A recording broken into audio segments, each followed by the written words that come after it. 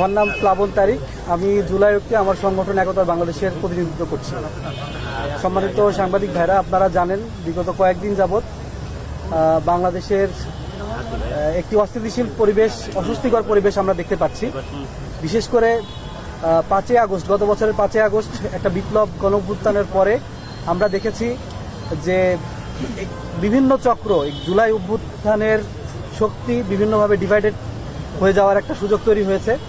এবং আমরা মনে করি ফ্যাসিস্ট হাসিনা সরকারের যারা দোসর এখনও বাংলাদেশে আছেন, যারা বাংলাদেশের বিভিন্ন জায়গায় গুরুত্বপূর্ণ জায়গা থেকে তারা ফাংশন করছেন, এবং এই জুলাই ঐক্যকে ফাটল ধরানোর জন্য তারাই দায়ী।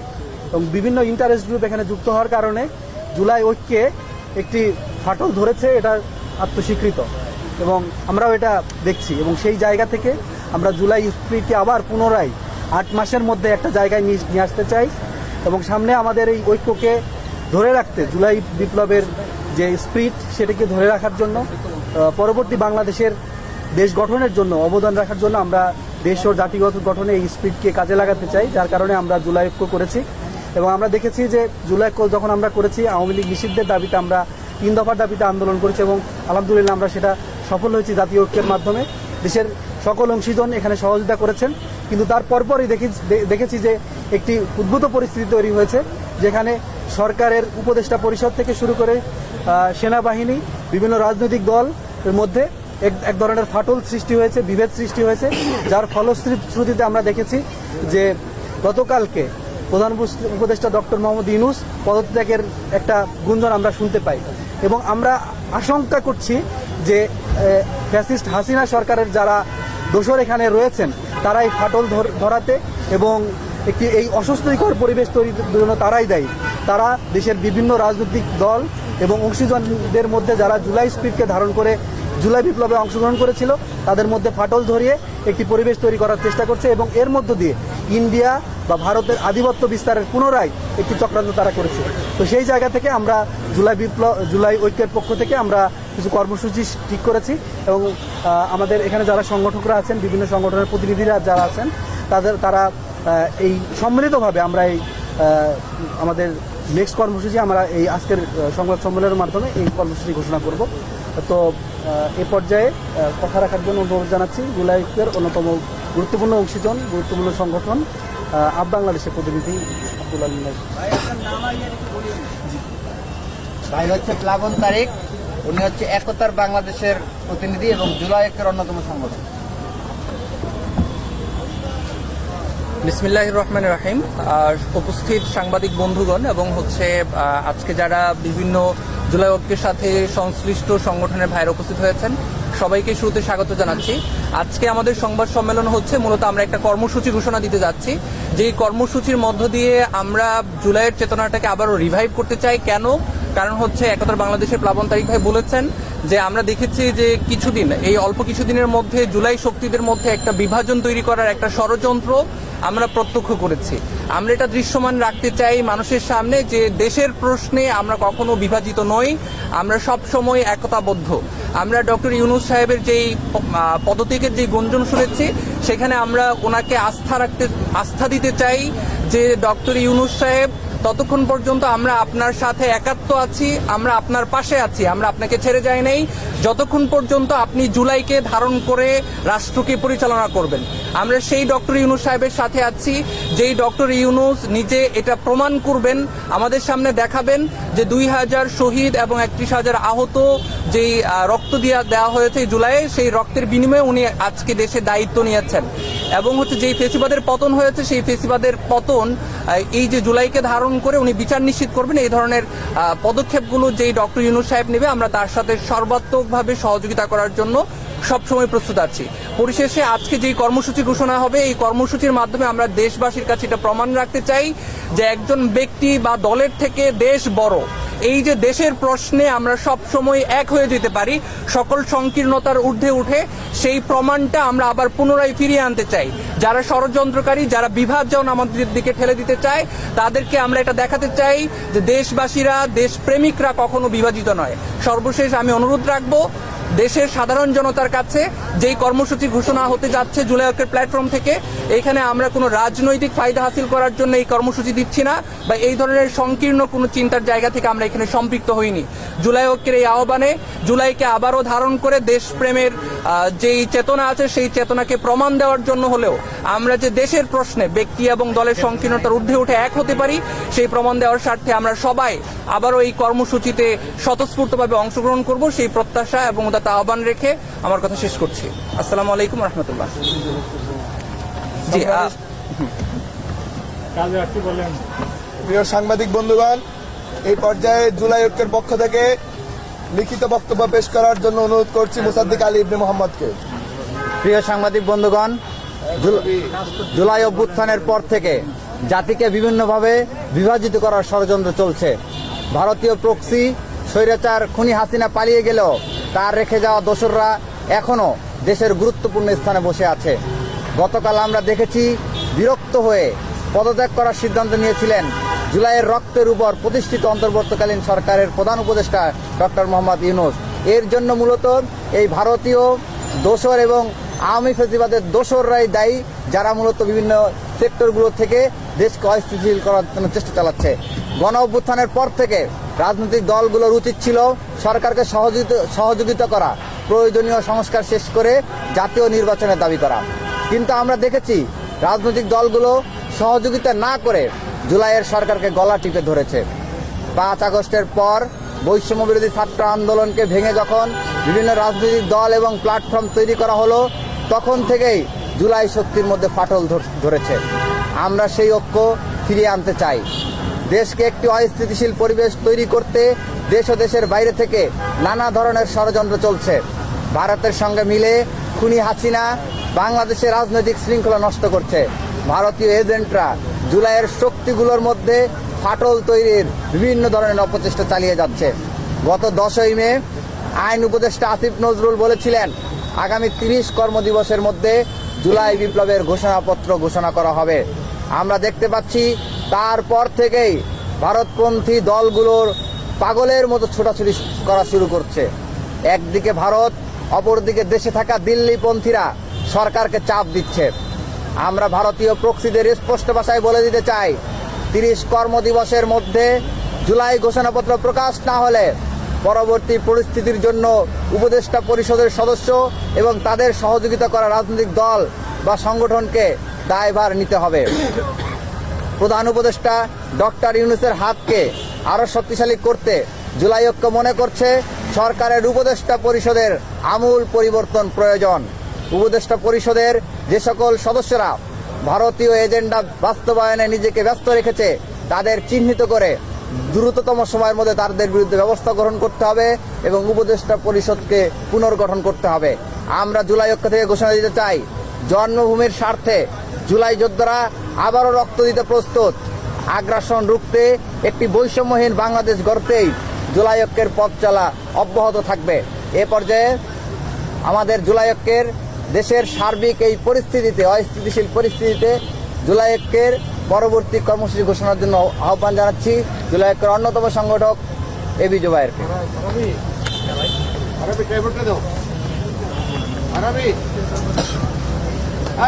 প্রিয় সাংবাদিক ভাইয়েরা, আপনারা জানেন গত 5ই আগস্ট 2024 থেকে শুরু করে আজকের এই 23শে মে 2025 পর্যন্ত আমাদের নতুন বাংলাদেশের যে যাত্রাটা, এই যাত্রাটা আসলে খুব একটা সুখকর ছিল না।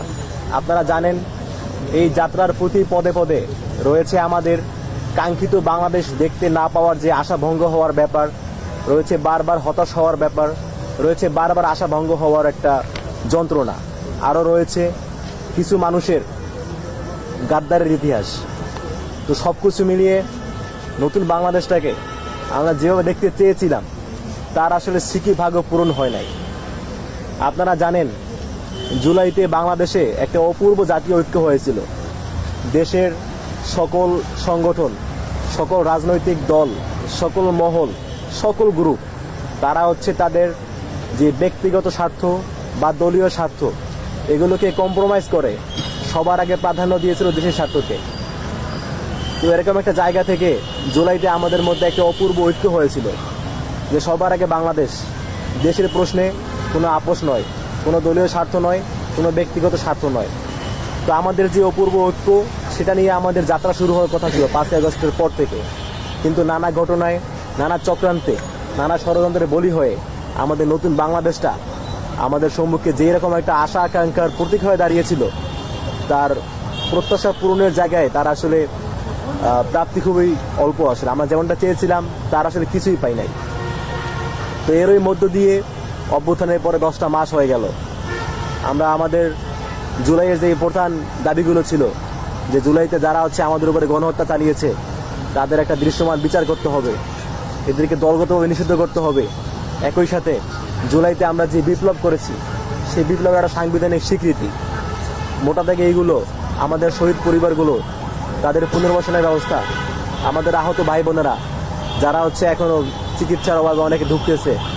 আমরা কয়েকদিন আগেও দেখেছি পটুয়াখালীর শহীদ হৃদয়, মানে কতটা মর্মান্তিক হইতে পারে একজন মানুষ জুলাইতে শুধুমাত্র দেশের কথা চিন্তা করে, কোনো ধরনের রাজনৈতিক ব্যাকগ্রাউন্ড ছাড়া, রাজনৈতিক স্বার্থ ছাড়া, শুধুমাত্র দেশের কথা চিন্তা করে রাজপথে নেমে এসে পুলিশের গুলির সামনে 2 হাত প্রসারিত করে দিয়েছে এবং তার মাথায় গুলি লেগেছে। আপনারা জানেন প্রায় 72টার মধ্যে গুলি লেগেছে। আমি তার বাড়িতে গিয়েছিলাম, তার এক্সরে রিপোর্ট দেখে আমার চোখ থেকে পানি চলে আসছে। এরকম একটা মানুষ অভ্যুত্থানের প্রায় 7 থেকে 8 মাস হয়ে যাওয়ার পরেও রাষ্ট্রের পক্ষ থেকে, যে রাষ্ট্রের জন্য সে জীবন দিয়েছে, যে রাষ্ট্রের জন্য সে ত্যাগ স্বীকার করেছে, সে রাষ্ট্রের পক্ষ থেকে প্রপার চিকিৎসা পায় নাই। তার পরিবার বারবার চেষ্টা করেছে, অনেক জায়গায় গিয়েছে। আপনারা জানেন আহত পরিবারদের জন্য, তাদের চিকিৎসার জন্য, দেখভালের জন্য একটা সংগঠন গঠিত হয়েছিল, জুলাই স্মৃতি ফাউন্ডেশন। শহীদ হৃদয়ের বড় ভাই স্মৃতি ফাউন্ডেশনে গিয়েছে বারবার। সেখানে গিয়ে তারা অনেকবার চেষ্টা করেছে ওখানে যারা দায়িত্বশীল তাদের সাথে কথা বলার জন্য, কিন্তু তাদের দেখা পর্যন্ত পায় নাই। নানা জায়গায় ঘুরেও যখন চিকিৎসার ব্যবস্থা করতে পারতেছিল না, তখন শহীদ হৃদয়ের রিক্সা চালক বাবা, তার উপার্জনের একমাত্র অবলম্বন রিক্সাটা, এবং পরিবারের যে 2টা গাভী ছিল, গরু, সেই গাভী বিক্রি করে দিয়ে ঢাকা মেডিকেলের চিকিৎসার চেষ্টা করেছিলেন। সেখানকার ডাক্তাররা হৃদয়ের মাথা থেকে 2টা বুলেট বের করতে পারছিল, আর বাকিগুলো বের করতে পারতেছিল না তাদের যন্ত্রপাতির অভাবে। তারা বলেছিল বিদেশে নিতে হবে, হয়তোবা বিদেশে নিয়ে চিকিৎসা করলে আমাদের শহীদ হৃদয়, সে তার নামের আগে আজকে শহীদ বলতে হইতো না। কিন্তু টাকার অভাবে, অর্থের অভাবে তাকে বিদেশে নিয়ে যেতে পারে নাই তার পরিবার। তার কিছুদিন পরে মাথায় বুলেট নিয়েই মৃত্যুর সাথে লড়াই করে হেরে যায় আমাদের শহীদ হৃদয়। এবং আমরা আরো একজন শহীদকে দেখতে পেলাম যে বিনা চিকিৎসায়, টাকার অভাবে বিনা চিকিৎসায় মৃত্যুবরণ করেছে এমন একটা দেশে, যে দেশের জন্য তারা তো স্যাক্রিফাইস। আসলে এর চাইতে লজ্জাটা কি হতে পারে? তো যাই হোক, আপনারা সবাই ভালো জানেন, তো এরকম বিভিন্ন হতাশা, বিভিন্ন আশাভঙ্গ হওয়ার মধ্য দিয়ে আমাদের এই পর্যন্ত জার্নিটা এই পর্যন্ত এসেছি আমরা। এই পর্যন্ত এসেও এখনো পর্যন্ত দেশের অবস্থা খুব একটা স্থিতিশীল নয়। আপনারা জানেন নানা জায়গা থেকে ষড়যন্ত্র হচ্ছে, নানা মহল চক্রান্ত করছে, কেউ দিল্লির প্রেসক্রিপশনে, কেউ ওয়াশিংটনের প্রেসক্রিপশনে। তো সেই জায়গা থেকে যখন এরকম নানামুখী চাপে, গতকাল আপনারা দেখেছেন দেশ জুড়ে একটা গুঞ্জন চাউর হয়েছিল আমাদের প্রধান উপদেষ্টা, 18 কোটি মানুষের একজন উপদেষ্টা ডক্টর মোহাম্মদ ইউনূস, যার প্রতি বিশ্বাস রেখে আমরা নতুন বাংলাদেশ স্বপ্ন দেখেছিলাম। সেই মানুষটা গতকাল এক প্রকার বিরক্ত হয়ে বলেছিলেন যে আমি পদত্যাগ করবো, এরকম একটা গুঞ্জন করে চাউর হয়েছিল। তো সবকিছু মিলিয়ে দেশের এই অস্থিতিশীল অবস্থায় আমাদের তো কিছু করণীয় আছে। আপনারা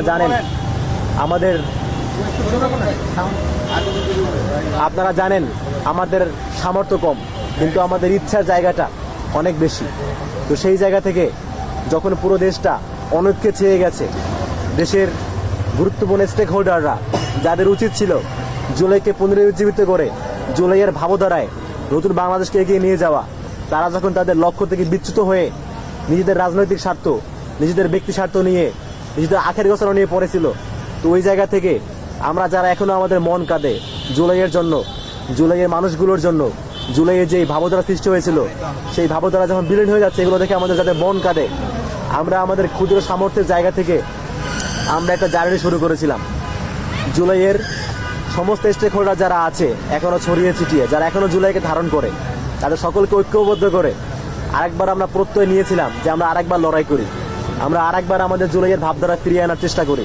তো সেই জায়গা থেকে আপনারা জানেন গত 6ই মে আমরা প্রায় 35টির মতো সংগঠন যারা হচ্ছে জুলাই থেকে উঠে এসেছে এবং জুলাই নিয়ে কাজ করছে, এরকম 35টির মতো সংগঠনকে নিয়ে আমরা একটা নতুন প্ল্যাটফর্মে যাত্রা শুরু করি, নাম হচ্ছে জুলাই ঐক্য। তো সেই 35টি সংগঠন থেকে আজকে আমাদের এই 23শে মে এসে এই পর্যন্ত আমাদের প্ল্যাটফর্মে সংগঠিত সংগঠনের সংখ্যা প্রায় 80 ছাড়িয়েছে এবং আরও যোগ হচ্ছে। এবং আমরা আশাবাদী যে আমরা হচ্ছে সমস্ত দেশে যারা এই জুলাইকে ধারণ করে, জুলাইয়ের শক্তি, আমরা সকলকে আমাদের এই প্ল্যাটফর্মের অধীনে ঐক্যবদ্ধ করব। শুধুমাত্র যারা জুলাইয়ের গাদ্দার, যারা জুলাইয়ের সাথে বেইমানি করে নিজেদের স্বার্থকে প্রাধান্য দিয়েছে, তাদেরকে বাদ দিয়ে যারা প্রকৃতপক্ষে বাংলাদেশপন্থী, যারা জুলাইকে ধারণ করে, আমরা সকলকে সাথে নিয়ে নতুন করে আবারও একবার ঐক্যবদ্ধ হয়ে লড়াই করার প্রত্যয় নিয়েছি।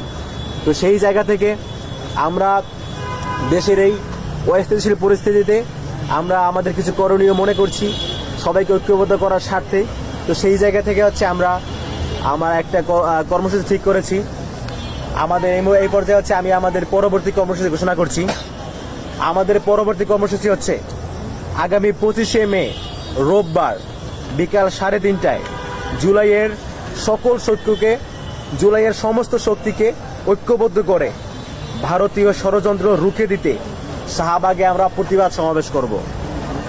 আগামী 25শে মে রবিবার বিকাল 3:30টায় সারা দেশের সমস্ত জুলাইয়ের শক্তিকে ঐক্যবদ্ধ করে দেশ বিরোধী চক্রান্তের বিরুদ্ধে, ভারতীয় আধিপত্যবাদের বিরুদ্ধে, দেশকে অস্থিতিশীল করার যে একটা ব্যাপার চলছে সেইটার বিরুদ্ধে এবং আমাদের অনৈক্য নষ্ট করার যে চক্রান্ত চলছে তার বিরুদ্ধে আমরা একটা প্রতিবাদ সমাবেশ করব। সেই প্রতিবাদ সমাবেশ হবে শাহবাগে আগামী 25শে মে রোববার বিকাল 3:30টায়। এবং এই সমাবেশকে বাস্তবায়ন করতে আমরা আগামীকাল অর্থাৎ 24শে মে থেকে আগামী 30 তারিখ পর্যন্ত সারা দেশে সমস্ত জুলাইয়ের শক্তিদেরকে ঐক্যবদ্ধ করার জন্য অনলাইনে এবং অফলাইনে আমরা ক্যাম্পেইন চালাবো। অর্থাৎ আগামী 25শে মে আমাদের যে প্রতিবাদ সমাবেশ শাহবাগে অনুষ্ঠিত হতে যাচ্ছে, সেই সমাবেশকে সামনে রেখে সারা দেশের সমস্ত জুলাইয়ের শক্তিকে ঐক্যবদ্ধ করার জন্য আগামী 25শে মে পর্যন্ত আমরা হচ্ছে আগামী 30 তারিখ পর্যন্ত আমরা হচ্ছে অনলাইনে এবং অফলাইনে এবং আমাদের সাধ্যমতো সকল উপায়ে সকল জায়গা থেকে আমরা ক্যাম্পেইন চালাবো এবং সবাইকে সাথে নিয়ে ইনশাআল্লাহ আগামী 25শে মে রবিবার বিকাল 3:30টায় ঢাকার শাহবাগে জাতীয় জাদুঘরের সামনে আমরা আমাদের প্রতিবাদ সমাবেশ করব। ধন্যবাদ সবাইকে। জি জি বলেন। আপনারা যে প্রেস রিলিজটা গণমাধ্যমে দিচ্ছেন সেখানে আপনারা দেখছেন 80টি সংগঠনের ঐক্যবদ্ধ প্ল্যাটফর্ম। তো এখানে তো আপনাদের নিজেদের যে ঐক্য আছে সেখানে যে আমাদের এটা আসলে সংবাদ সম্মেলন, এখানে আসলে আমরা সবাইকে একসাথে সবাই ঢাকা ইউনিভার্সিটি ক্যাম্পাস থাকে না। আমরা নোটিস করেছি আপনাদের 7টার পরে যে 2 ঘন্টায় আসলে ঢাকার যে অবস্থা সবাই আসার সুযোগ নেই। আমরা তারাই অনলাইনে মিটিং করেছি, সবাইকে নিয়ে অনলাইনে মিটিং করে আমরা সিদ্ধান্ত নিয়েছি প্রেস কনফারেন্স করবো, সেভাবে এটা করা। কারণ এটা আসলে সবাইকে প্রেস কনফারেন্স সবার আসার দরকার নেই, এটা ঘোষণা দেওয়া আমাদের। তখন আমাদের সমাবেশ হবে, বড় কর্মসূচি, গতকাল আমাদের কর্মসূচি ছিল, আপনারা দেখেছেন শাহবাগে যে বিক্ষোভ মিছিল, সেখানে প্রায় 1000 লোক ছিল। চট্টগ্রামে আজকে দুপুরবেলা যে বিশাল সমাবেশ হয়েছে, এই সমাবেশে প্রায় 4 থেকে 5000 লোক ছিল, আপনারা সকলে ভিডিওতে দেখেছেন। তো আমরা আমাদের যে কর্মসূচিগুলো আছে সেই কর্মসূচিগুলো আমরা সকলে মিলেই সম্পন্ন করতে চাই। যে সংবাদ সম্মেলন এখানে আসলে সবাই আসে না, সংবাদ সম্মেলনের মূল যে বার্তাটা সেটা আমরা দেওয়ার জন্য আপনাদেরকে মূলত টাকা সাংবাদিকদের উদ্দেশ্যে মূলত আমাদের কথা আছে। আরেকটা বিষয় হচ্ছে আমাদের যে 80টি সংগঠন সবাই তো ঢাকা কেন্দ্রিক না, আমাদের নেটওয়ার্ক পুরো বাংলাদেশে, সারা দেশে যারা এই জুলাইকে কেন্দ্র করে কাজ করে আমরা সকলকে ঐক্যবদ্ধ করছি। শুধুমাত্র ঢাকা কেন্দ্রিক না, ঢাকার বাইরেও সমগ্র দেশে আমাদের কার্যক্রম থাকবে। আপনারা জানেন আজকে কিন্তু জুম্মার পরে চট্টগ্রামে কিন্তু বিশাল প্রোগ্রাম হয়েছে জুলাই ঐক্যের, এবং আমরা এইভাবে সারা দেশেই ইনশাআল্লাহ সকলেই ঐক্যবদ্ধ করবো। প্রশ্ন আছে? ধন্যবাদ।